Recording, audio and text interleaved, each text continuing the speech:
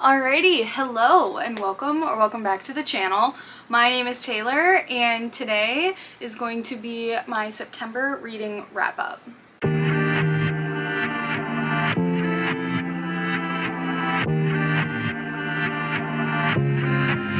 Now, technically it is the last day of September when I'm filming this. It is September 30th, but there is no way I'm going to finish any of the books that I'm currently reading. So, I'm calling it here. I have read 15 books in the month of September, which is really great.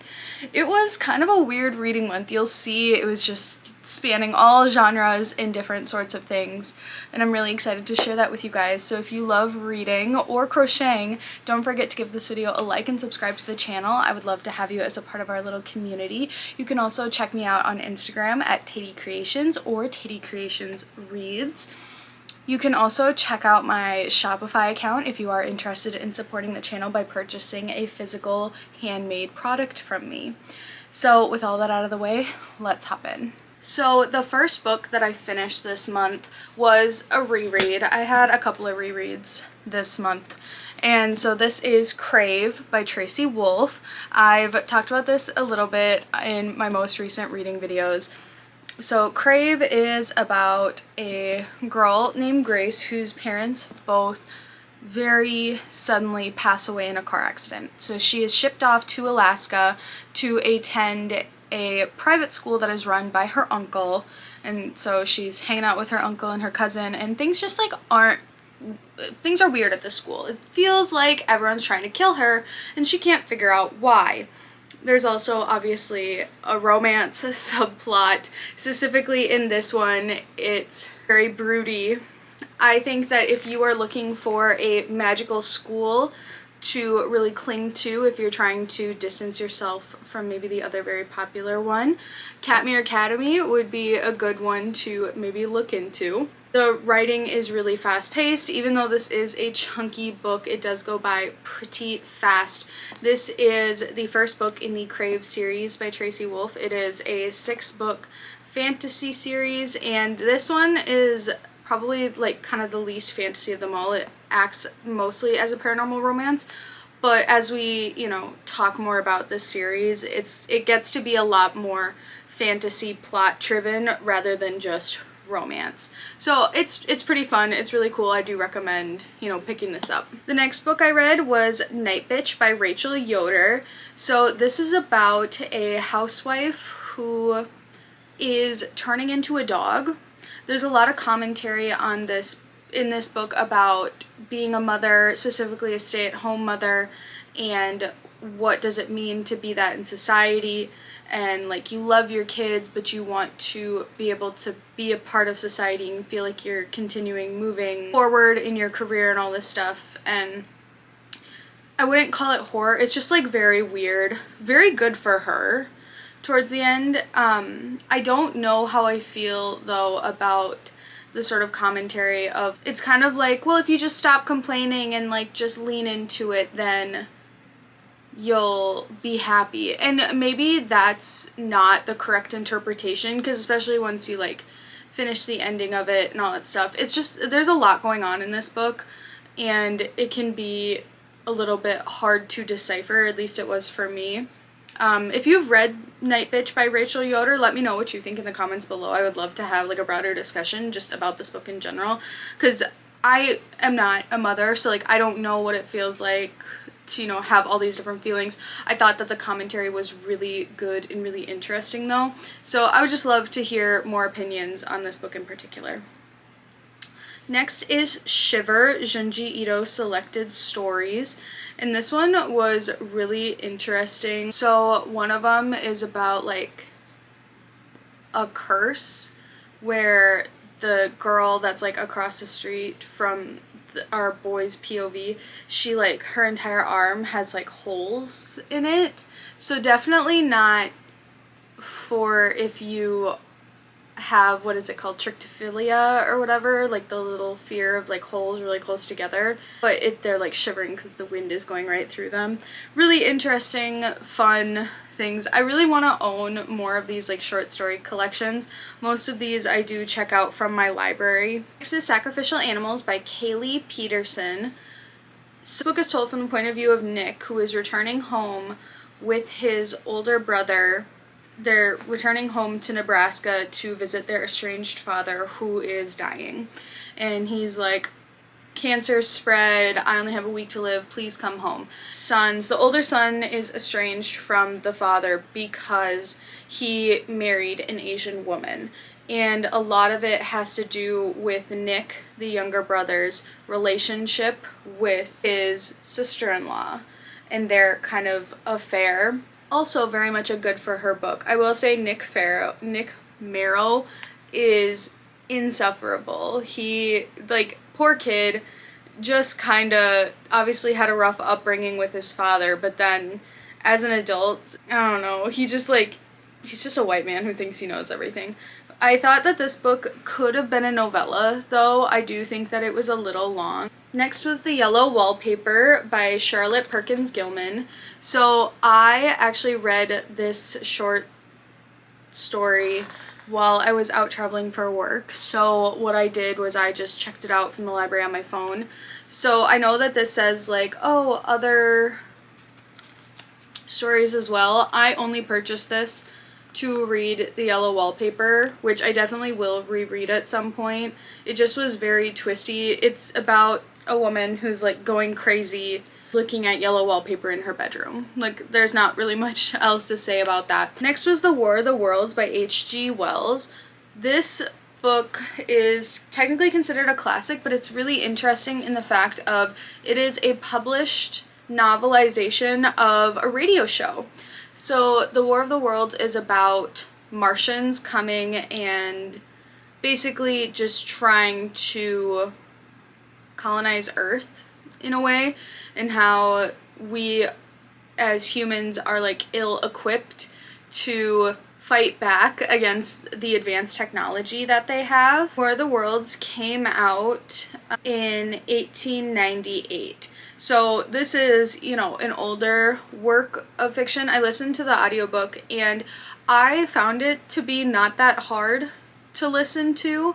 So if you're interested, but I will say it did drag a bit, and you have to understand that this was originally meant for like radio segments. But yeah, so like literally it's just one man trying to survive an alien invasion. Next was The New Jim Crow by Michelle Alexander, Mass Incarceration in the Age of Colorblindness. This book really stretched my brain and really made me think about so many things and the way that our world is specifically in the United States, how much we have normalized mass incarceration and how we think that these people deserve it.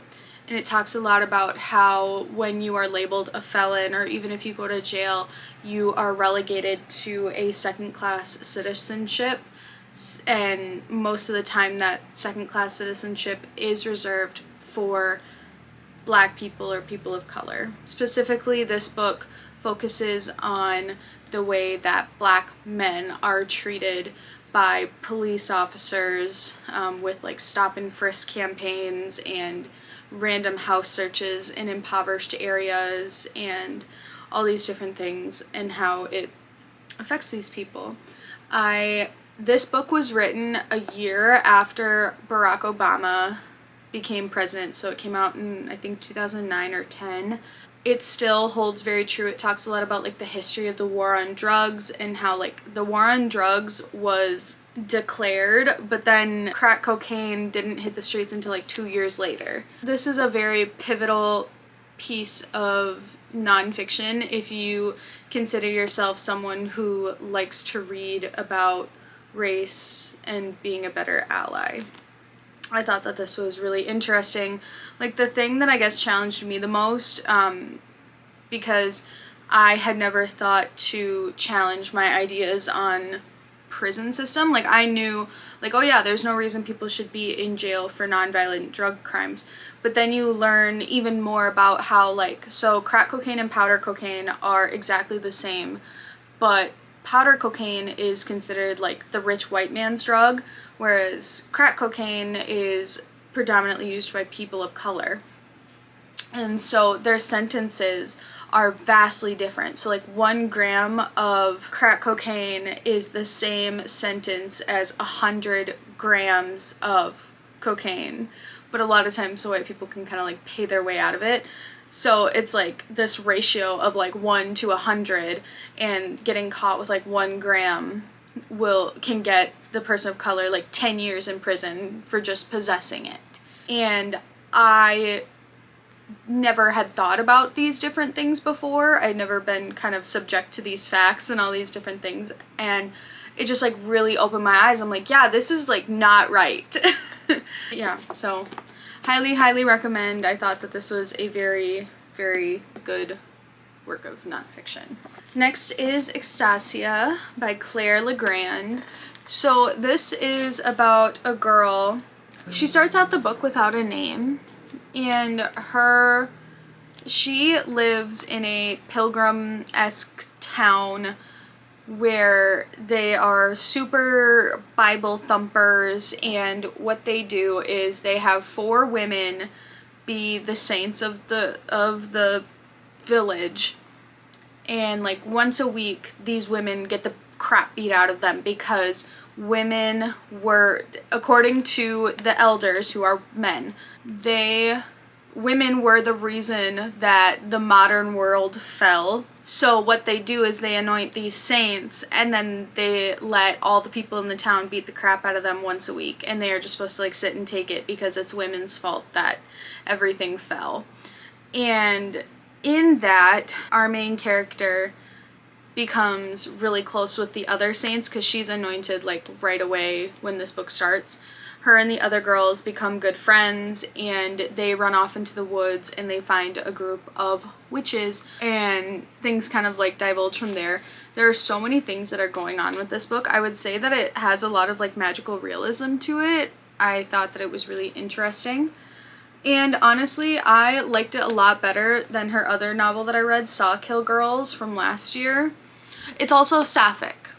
It is a young adult sapphic book. There's a lot of ground to cover in these pages, but I found it to be very good. Next is The Troop by Nick Cutter, and this is a horror novel about a Boy Scout troop. It's set in Canada, so it's like not like Boy Scouts of America, it's like something else. I don't know if it's like a true equivalent. It's clearly not a one-to-one, but they're camping with their scoutmaster, and all of a sudden this gentleman comes up and he's like, I'm so hungry, I need to eat everything. And it's like about this worm virus. This book genuinely made my stomach hurt to read. Like, it was probably one of the like grossest things I've ever read in my life. The book was really good. Like, I don't say gross as like bad. I'm saying that like there's a lot of body horror, like oozing and slippery, and I will say though, one of the characters is a genuine psychopath. There's a very graphic scene of a boy torturing a kitten. So just be aware that there is that animal abuse in here, and that was really difficult for like me to read. But overall, this book was really good. But don't read it unless you have like a very strong stomach. Next is The Spirit of Justice: True Stories of Faith, Race, and Resistance by Jamar Tisby.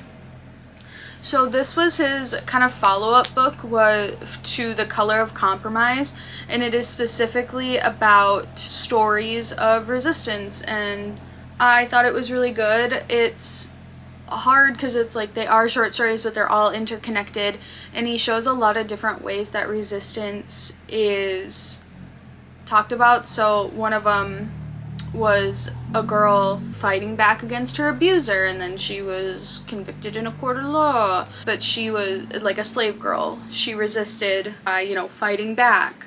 Or I also learned that MLK Jr. was really inspired by Henry David Thoreau's Civil Disobedience. He was inspired by his resistance to just not do something, because I believe Thoreau is put into jail for not paying a poll tax.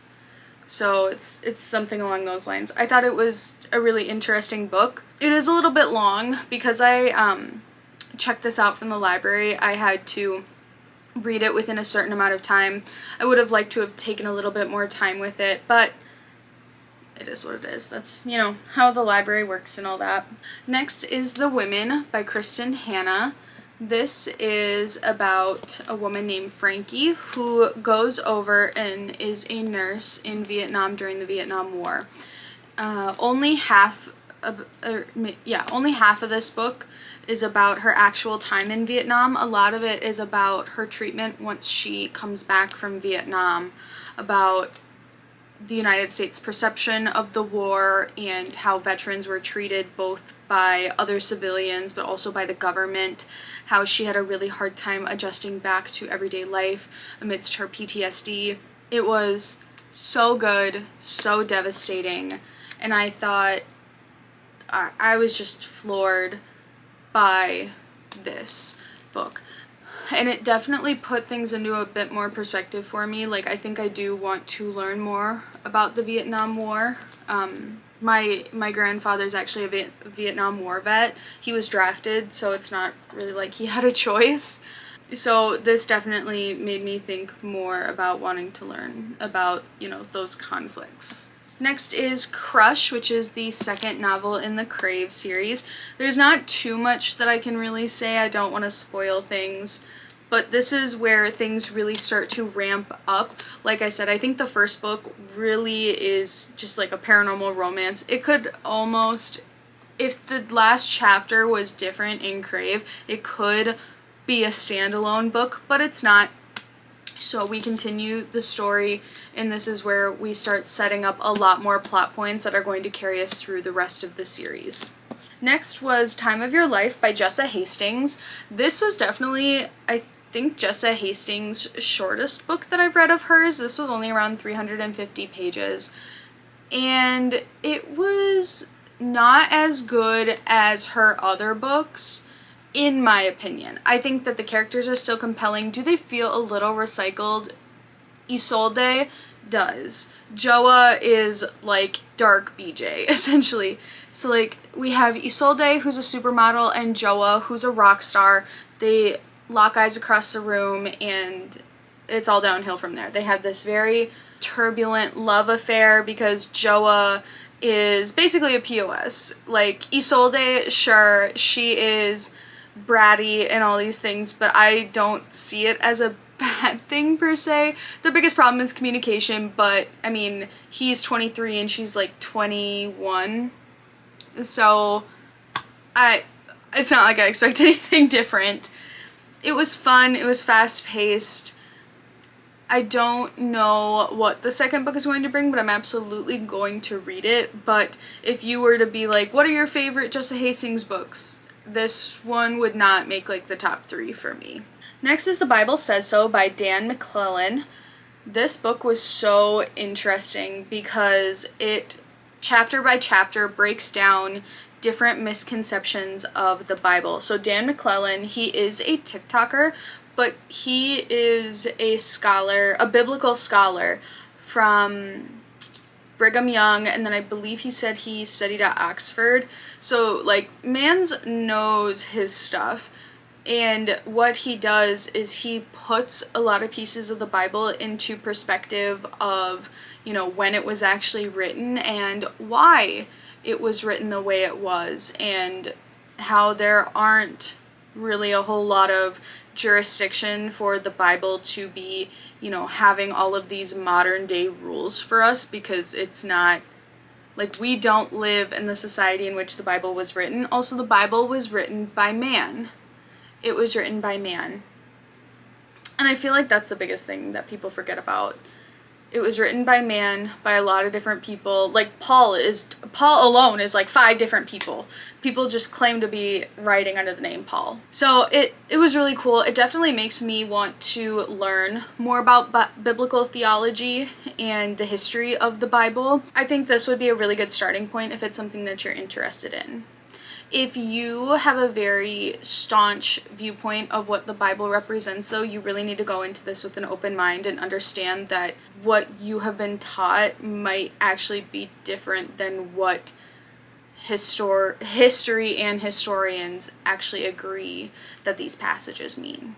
And the last book I finished in September was If We Were Villains by M.L. Rio.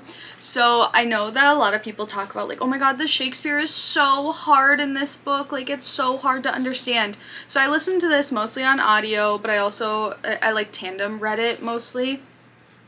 I didn't find the Shakespeare that hard, and my only experience with Shakespeare is reading Romeo and Juliet when I was a freshman in high school, and then Caesar when I was a sophomore in high school. So I do not have a lot of Shakespeare experience, and I didn't find this hard, but that's because M.L. Rio actually like freshened up a lot of the Shakespeare for the ease of reading this book. That's what it says in his author's note, is that he like freshened it up, but he kept it true to what the meaning was, which I thought was really cool. I really liked this book. I think that the characters are compelling. I think that the story is really good. I wouldn't call it a literary thriller. Is that what dark academias are considered, as thrillers? I don't know, but we are in small town Illinois. The place that we are at is Delacour Conservatory for the Arts, and our main character, Oliver, is what do they call them? Thespians? They're Shakespeare scholars. So it's him and his 6 other 4th year students. So Delacour is not a true university. I don't think it's like accredited. It's a conservatory for the arts. And the biggest thing that this book deals with is obsession and blurred lines between like what is real and what isn't, because all of these students are so interested in acting and not being themselves that they have a hard time figuring out like where they end and Shakespeare begins, and like where Shakespeare begins and like they start, you know. I thought that the character dynamics were really good. I really liked this book. I am sad that I waited so long to read this, but it was definitely worth reading. So that is all the books I have for you today, all the books I read in September. Let me know what you read in September down in the comments below. I would love to know. Don't forget to give this video a like and subscribe to the channel for more content like this, and I will see you guys next time. Bye!